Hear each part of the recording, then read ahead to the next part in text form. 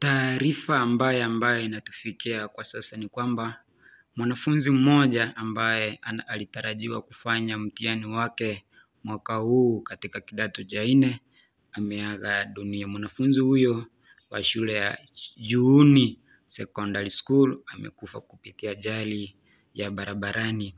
Inauma sana, ila kazi ya Mola haina makosa.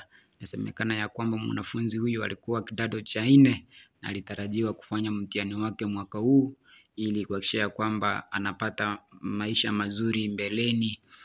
Ni mwanafunzi ambaye alikuwa na malengo yake na amekuwa na dhamira ya kwenda chuo kikuu aje kubadilisha maisha ya familia yake ambayo ni maskini sana, lakini kwa bahati mbaya amekutana na mauko ama kifo ambacho kimetenganisha uhai wake. Kitu cha kuumiza sana, lakini hatuna la kufanya. Kila ambacho tunamuombea ni kwamba Mola ailaze roho yake na ya wenzetu ambao wametutangulia mahali pema peponi. Kazi ya Mola haina makosa.